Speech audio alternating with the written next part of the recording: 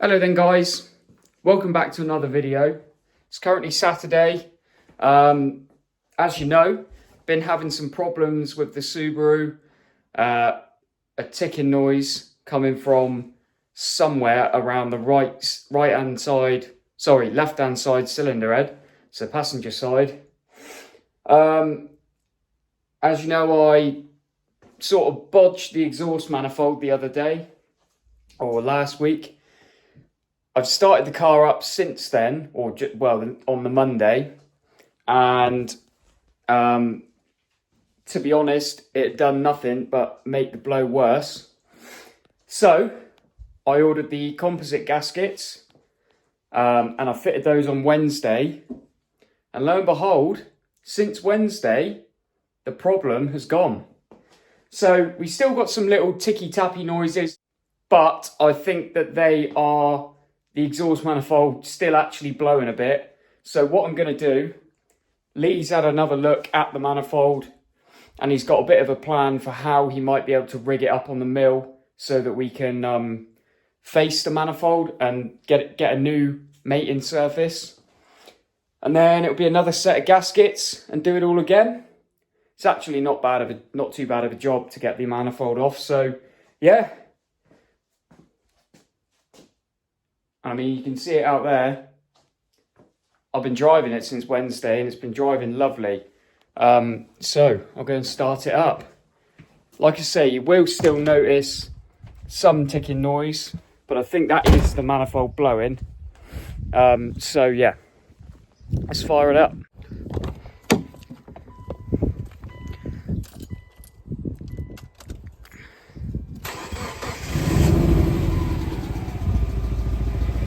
That ticking noise you can hear, I'm fairly sure is the manifold because it's only really audible underneath the car. So yeah, not too worried about that.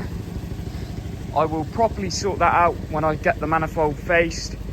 And yeah, other than that, it's all good. So on Wednesday when I fitted these composite gaskets, after I started it back up again, it was still doing it, still making that weird ticking noise, very irregular. So I was about to go home when I decided I'd give the car a little bit of a rev. So I revved it probably to about 4,500 RPM. And as it came back down, there was no ticking noise. So yeah, don't know what was going on there, whether something was stuck closed or open. Running beautifully now. As you know, it was running a bit rough before as well when it was making this ticking noise. So I don't know what caused that, why it was running rough, other than maybe a solenoid sticking. Didn't have any engine lights or codes or anything, so it was, yeah, like I say, it's a bit of a weird one. But yeah, back on the road. We're up to 1,359 kilometers, which I think is probably about 900 miles, 800 maybe, something about that, around there. So I'm still not fully giving it everything, giving it a bit here and there, but not going crazy, not ragging it about everywhere. And it's been running really well, really nice to drive.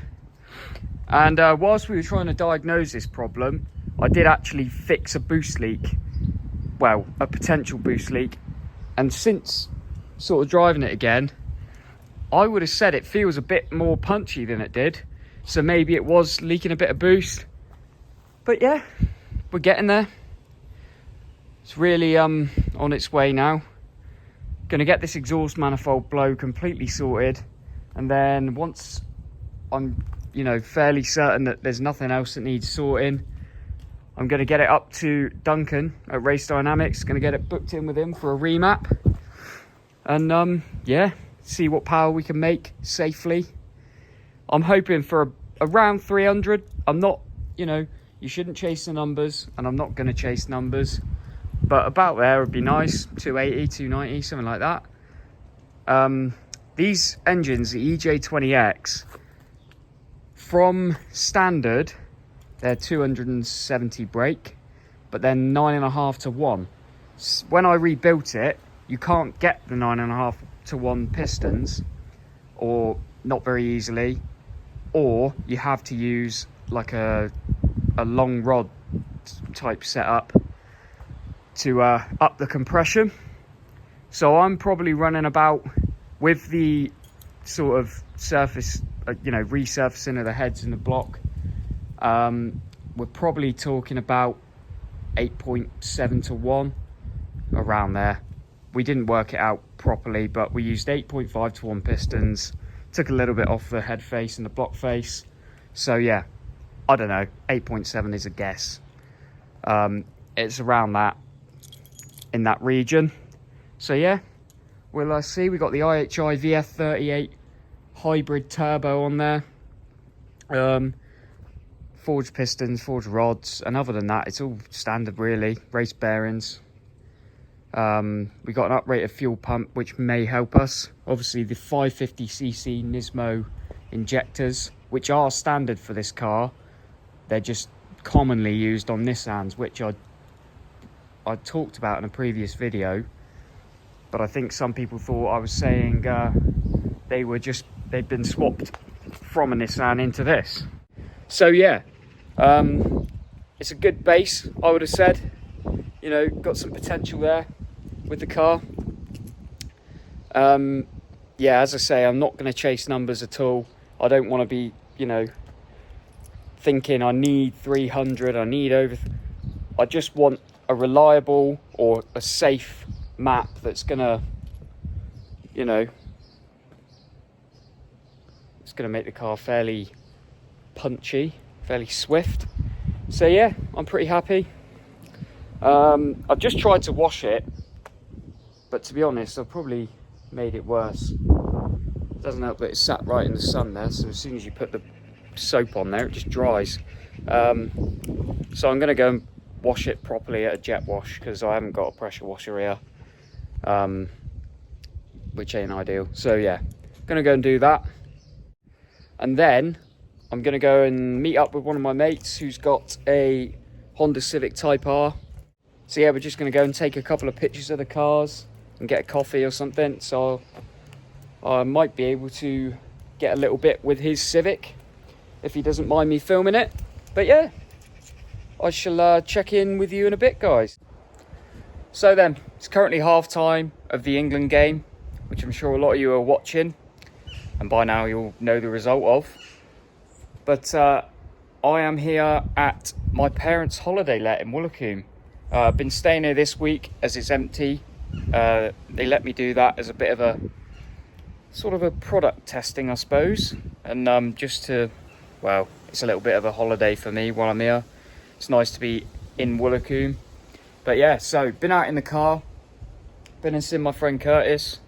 I didn't really film anything, but we did take some pictures, which I'll put in now. But the car drove lovely the whole time. Sort of probably was revving it up to 5 grand here and there, maybe a little bit over that. Still trying to be a little bit careful, like I said, but it's no good not showing it any boost or any sort of harsh conditions at all. You've got to sort of drive it almost normally, and being that this is a twin scroll turbo, it spools up. They reckon peak torque on these is at 2400 RPM, so you're pretty much giving it full boost if you hoof it and sort of only rev up to 3 grand really. So yeah, been taking it easy-ish, I suppose. Like I say, with the twin scroll on there, you can't really do much more. It's already boosting itself silly at 2.5 grand, so yeah.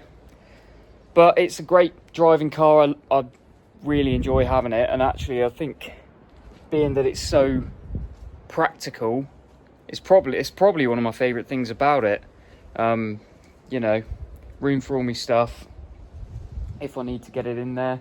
It's comfy, and ultimately it's fairly quick. So yeah. But anyway, guys, I think that's going to be about it for today. Hope you enjoyed the video. I'm going to try and upload a little bit more regularly now. I sort of lose motivation when I've got problems going on, but now that the car's running and all sort of working properly, and even if I get more problems, I'm just going to try and film as much as I can. I've been doing this for 2 months. 2 months ago, I think I took over the channel. So I'm still a little bit new to it. Obviously, I've been on Lee's main channel videos fairly regularly, but it's more of the editing and production, I suppose, of making videos that I find a little bit more difficult. But anyway, thank you ever so much for watching, and I'm going to go back and watch the second half. So, cheers guys, I'll see you in the next one.